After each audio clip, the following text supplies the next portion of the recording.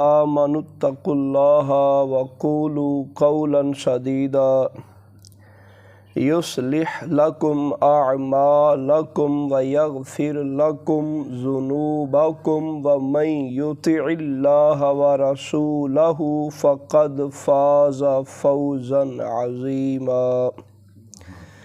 اللہ پاک فرمایا ایمان والو اللہ سے ڈرو، سیدھی اور سچی بات کہا کرو۔ اب آگے فائدے اس کے سماعت کیجئے گا۔ حکم دیا کہ یہ تمہاری ذمہ داری ہے، اللہ سے ڈرنا اور بات سچی کھری سیدھی، جب بھی بات کرنی ہے تو بات صحیح کرنی ہے، جھوٹ نہیں بولنا، ملاوٹ نہیں کرنی، دھوکہ نہیں دینا، تو بالکل سیدھی اور سچی بات کرنی ہے۔ تو پھر کیا ہوگا؟ فرمایا اللہ تمہارے فائدے کے لیے تمہارے کام سنوار دے گا۔ اب ہم تو کہتے نہیں کام سنوارنے کے لیے جھوٹ بولو۔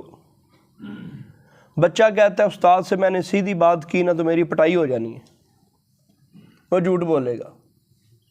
ملازم کہتا ہے میں نے اپنے مالک سے سیدھی بات کی نا جی تو کام خراب ہو جانا ہے۔ اسی طرح اوپر تک چلے جائیں تو ہر بندہ جھوٹ کا سہارا لیتا ہے۔ اللہ پاک کیا فرماتا ہے؟ اللہ پاک فرمایا بات سیدھی سچی اور کھری کرنی ہے۔ ہوگا کیا؟ اللہ تمہارے فائدے کے لیے، فائدہ بھی تہاڈا ہوئے گا، تمہارے فائدے کے لیے تمہارے کام سنوار دے گا۔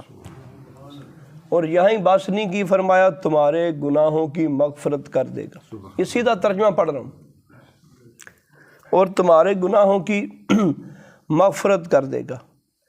اور جو شخص اللہ اور اس کے رسول کی اطاعت کرے، یعنی جس نے یہ ہماری بات مان لی یا اوورآل اس نے اطاعت کی، تو کیا ہوگا؟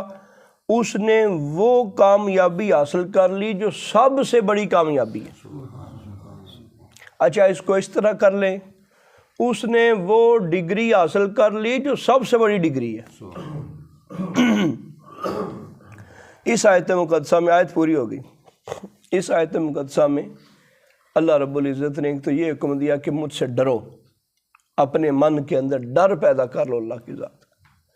جب ڈر ہی ختم ہو جاتا ہے نا کسی کا تو پھر بندہ بات بھی نہیں مانتا، بندے کو اثر بھی نہیں ہوتا۔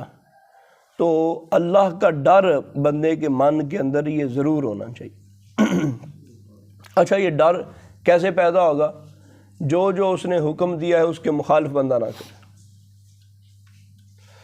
اور پھر فرمایا کہ بات سچی سیدھی اور کھری کرنی ہے، تمہیں کوئی نقصان نہیں ہوگا، اللہ تمہارے کام خود ہی سنوار دے گا، کام تمہارے ہو جائیں گے، اللہ گناہ بھی تمہارے بخش دے گا، معاف کر دے گا۔ اور اگر تم اللہ اور اس کے رسول کی اطاعت کر لو پھر یہ تو سب سے بڑی کامیابی ہے، اس کے پیچھے تو کوئی کامیابی ہے ہی کوئی نہیں۔ سب سے جو نمایاں اور بڑی کامیابی ہے وہ یہی ہے۔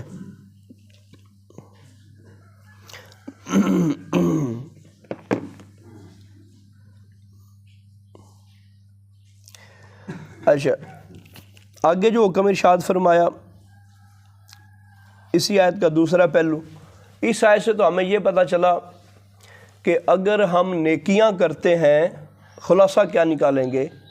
اگر ہم نیکیاں کرتے ہیں تو نیکیاں کرنے پر اللہ کی طرف سے عطائیں ملتی ہیں۔ یہ جو فرمایا نا میں تمہارے لیے تمہارے کام سنوار دوں گا، معلوم ہوا ہمارے کام بھی سنور جاتے ہیں اگر ہم صرف دنیا کو دیکھیں، حالانکہ گناہوں کی بخشش اور مغفرت کی بات بھی ہوئی۔ اگر ہم اللہ کی بات مانیں، نیکیاں کریں تو پھر کیا ہوگا؟ ہمارے کام سنور جائیں گے۔ اگر ہم برائیاں کریں تو کیا ہوگا؟ جھوٹ بولیں تو کیا ہوگا؟ نافرمانیاں کریں تو کیا ہوگا؟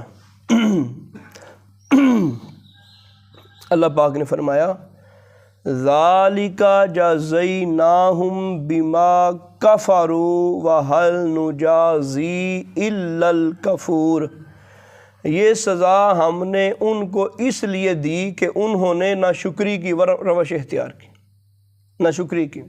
ناشکری کا طریقہ اپنا لیا، اور ایسی سزا ہم کسی اور کو نہیں دی۔ بڑے بڑے ناشکروں کو ہی ہم یہ سزا دیتے ہیں۔ اچھا وہ سزا کیا تھی؟ یہ سزا ہم نے ان کو اس لیے دی، انہوں نے ناشکری کی۔ وہ کون سی سزا تھی؟ ہم نے پہلے بھی اس کا کچھ تذکرہ کیا ہوا ہے، جو باقاعدگی سے خطبات وغیرہ جمعے کے سنتے ہیں ان لوگوں کے ذہن میں آ جائے گا، جسے ہم یمن کہتے ہیں۔ اللہ رب العزت نے فرمایا کہ یہ پوری صورت ہے سبا، بڑا خوبصورت علاقہ ہے، ان کی دونوں سائڈوں پہ جنت نظیر باغات ہیں، بڑے خوبصورت ہیں، بلکہ اللہ نے تو قرآن میں جنت کا لفظ ارشاد فرمایا، گو اس کا معنی باغ ہے۔ اتنا خوبصورت ترین علاقہ ہے کہ مفسرین نے لکھا وہاں پہ نہ کوئی کھٹمل ہوتا تھا، نہ بچھو ہوتا تھا، حتیٰ کہ مکھی بھی نہیں ہوتی تھی، وہاں کے لوگ بیمار نہیں ہوتے تھے۔ فضا اللہ نے اتنی خوبصورت بنائی تھی، بیمار بندہ اس علاقے میں داخل ہوتا تندرست ہو جاتا، اور اگر کوئی بندہ اس علاقے میں اپنے سر پر ٹوکرا رکھ کے ویسے ہی گزرے تو گزرتے گزرتے تازہ پھلوں سے اس کا ٹوکرا بھر جاتا تھا۔ رزق کے حوالے سے، پھلوں کے حوالے سے، اناج کے حوالے سے وہ سب سے بڑھ کر علاقہ تھا۔ اللہ پاک فرمایا کہ ہم نے اس سارے علاقے کو تباہ کر دیا، کھنڈرات بن گئے، اور بیری اور کیکر کے درخت صرف وہاں پہ رہ گئے۔ یہ آیتیں جب ختم ہوئی اس کے بعد یہ آیت آئی کہ ہم ناشکروں کو یہ سزا دیتے ہیں۔ معلوم ہوا جو پچھلی آیت سنی، نیکیاں کریں تو کام سنور جاتے ہیں، اللہ کی نافرمانیاں کریں تو اللہ نعمتیں لے لیتا ہے، فائدے ختم ہو جاتے ہیں۔ تو یہی بات کم از کم ہم اگر اپنے ذہنوں میں بٹھا لیں تو پھر بھی تو فائدہ ہی ہے کہ نہیں یار اللہ پاک ناراض ہو جائے گا، نعمتیں چلی جائیں گی، میں نے برائی کوئی نہیں کرنی۔ کسی نہ کسی بہانے سے بندہ برائی چھوڑے تو صحیح، خطا سے بندہ دور رہے تو صحیح۔ سب سے افضل اور بلند معاملہ تو یہ ہے اور مقام یہ ہے کہ بندے کے من میں صرف یہ ہو کہ میرے اللہ کا حکم ہے، میں اس حکم کی فرمان برداری کر رہا ہوں۔ لیکن اگر بندہ کسی اعتبار سے گناہ چھوڑتا ہے، وہ کسی نہ کسی فائدے میں تو ہے۔ چلو وہ شراب صرف اسی لیے چھوڑ رہا ہے کہ یار میرے اندر کا نظام خراب ہو جانا ہے، شراب سے بڑیاں بیماریاں لگ جاتی ہیں، وہ کسی نہ کسی ذریعے سے تو بچا۔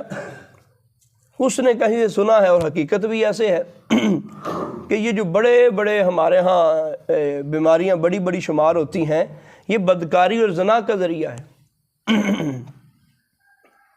جو میجر بیماریاں ہیں ہم سمجھتے ہیں کہ ان کا دخل نہیں ہے، لیکن زندگی میں ان کا بڑا دخل ہے۔ جن علاقوں کو آج ہم ترقی والے علاقے گنتے ہیں، ان علاقوں کے اندر ان بیماریوں کی بہتات ہے، اور وجہ وہاں کے ماہرین نے یہ لکھی کہ یہ جرائم ہمارے ہاں عام ہیں، اور یہ جرائم جو ہیں وہ اس گناہ کا سبب بنتے ہیں۔ اور پھر واقعی انہوں نے کوئی ایسے حقائق بھی سامنے کیے کہ جس کی وجہ سے انسان سمجھ جاتا ہے کہ نہیں یار کس طرح کے معاملات ہی بندے کو برباد کرتے ہیں۔ المختصر، نیکیاں کرنے سے فائدے ہوتے ہیں اور گناہ کرنے سے نقصان ہوتے ہیں۔ جبکہ ہمارا دل یہ بالکل بن گیا کہ محنت کریں تو فائدہ ہوتا ہے، کوئی تویز پہنا دے ڈال دے تو پھر نقصان ہو جاتا ہے۔ بس اس سے آگے ہماری سوچ جاتی کوئی نہیں کہ نہیں یار اللہ بھی ناراض ہو سکتا ہے، اور اللہ کی ناراضگی کی وجہ سے یہ معاملے بنے ہوں گے۔ آگے بڑا نازک سا ایک مسئلہ اور پیچیدہ سا مسئلہ ڈسکس ہوا ہے۔ اللہ رب العزت کا فرمان ہے، قُلْ مَن يَرْزُقُكُم مِّنَ السَّمَاوَاتِ وَالْأَرْضِ قُلِ اللَّهُ وَإِنَّا أَوْ إِيَّاكُمْ لَعَلَىٰ هُدًى أَوْ فِي ضَلَالٍ مُّبِينٍ۔ کہو کہ کون ہے جو تمہیں آسمانوں سے اور زمین کے اندر سے رزق دیتا ہے؟ کون ہے جو اوپر سے اور نیچے سے تمہیں رزق دیتا ہے؟ کہو وہ اللہ ہے۔ یہ مشرکین سے گفتگو کے دوران بات ہو رہی، تو جب مشرک سے بات ہوئی، غیر مسلم سے بات ہوئی، تو بات کا یہ انداز اللہ رب العزت نے ہمیں سکھایا کہ پہلے اپنا عقیدہ اور موقف بیان کر دو۔ تمہارا موقف اور عقیدہ کیا ہے؟ جو آسمانوں سے نازل ہوتا ہے یا جو زمین سے ہمیں آتا ہے وہ سارا اللہ ہی دیتا ہے۔ اور آگے فرمایا، اور ہم ہوں یا تم ہوں، ہم دونوں میں سے یا تو ہدایت پر ہم ہیں یا تم ہو، یا کھلی گمراہی پر ہم ہیں یا تم ہو۔ وہ اپنی تو وضاحت کر دی۔ اب علماء نے یہاں لکھا کہ اس بندے کو یہ نہیں کہا کہ تو ہے کافر، تو ہے مشرک۔ پہلے اپنا اسلام ہونا واضح کر دیا کہ میں اللہ کو ماننے والا ہوں، کیوں میرا عقیدہ یہ ہے کہ جو کچھ ہے وہ زمین و آسمان سے اللہ ہی دیتا ہے۔ آپ صرف اس کو سمجھانے کے لیے کہ تو غور تو کر کہ تیرا جو یہ نظریہ ہے کہ نہیں اللہ کے سوا اور ذاتیں جو ہیں وہ دیتی ہیں، وہ کرتی ہیں، فلاں کرتے ہیں، بتوں کے پاس جانا چاہیے، بت دیتے ہیں، یہ جو تیرے نظریے ہیں، نظریے تو خراب ہیں۔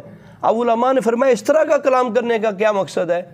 فرمایا مقصد یہ ہے کہ اگر ڈائریکٹ ہی اس کو کہہ دیا جاتا کہ تو مشرک ہے، تو کافر ہے، وہ اشتعال میں آ جاتا، وہ غصے میں آ جاتا، وہ بات ہی نہ سنتا، وہ سوچتا ہی نہ۔ عمومی طور پہ آپ نے دیکھا ہوگا جب جھگڑے ہوتے ہیں، لڑائیاں ہوتی ہیں، تو کسی بندے کے ساتھ کوئی سخت کلام کر دیا جائے، وہ غلطی پر ہو، اس کو معلوم بھی ہو میں غلطی پر، پھر وہ ڈٹ جاتا ہے، غصے میں وہ ڈٹ جاتا ہے، کہتا اب میری انا کی بات آ گئی ہے، اب میں سوچوں گا بھی نہیں، ہٹوں گا بھی نہیں، بے شک میں غلط ہوں، میں ڈٹ جاؤں گا۔ تو اب اس سے فرمایا تبلیغ کا انداز یہ ہے، گفتگو کا انداز یہ ہے کہ ڈائریکٹ اس کے اوپر ایسا فتویٰ نہ لگاؤ کہ وہ بات سننے سے ہی پیچھے ہو جائے۔ انہوں نے کہا کہ یا تو ہم ہیں یا تم ہو، اس کو پتہ ہے اپنا یہ جو کہہ رہے ہیں کہ اس لیے نہیں کہہ رہے کہ ہمیں شک ہے، اپنا موقف تو پیچھے واضح کر رہا ہے کہ زمین و آسمان میں جو کچھ ہے وہ اللہ تعالیٰ کی عطا سے۔ اب اس کو سمجھانے کے لیے کہ جناب والا تمہیں غور کرنی چاہیے، میرا تو عقیدہ یہ ہے، اب تم سوچو کہ تم کیا کرتے ہو، یہ جو میں کہہ رہا ہوں کفر پر یا اسلام پر، یہ ہم دونوں میں سے کون ہے؟ اب وہ سوچنے پر مجبور ہو جائے۔ اگر پہلے ہی کہہ کہ تو ہے ہی غلط، تو ٹھیک ہی نہیں، تو اب وہ ذرا ہو سکتا ہے کہ اپنی انا میں آ جائے یا ویسے ہی وہ دور ہو جائے۔ تو تبلیغ کے بھی بڑے بڑے انداز ہیں، تو ہمیں چاہیے کہ ہم سیکھ کے اور کوشش کر کے ہم خود کو بھی درست کریں، اوروں کو بھی درست کریں۔ سیکھیں گے کیسے؟ سیکھنے کا طریقہ یہی ہے کہ خود بھی کوشش کریں، اور اس طرح کی گفتگو جو ہے وہ علماء سے وہ سنتے رہیں، تو بات بندے کی بن جاتی ہے، بندہ پھر سیکھ جاتا ہے، ہر کام کا بندے کو طریقہ آ جاتا ہے۔ اللہ پاک عمل کی توفیق عطا فرمائے۔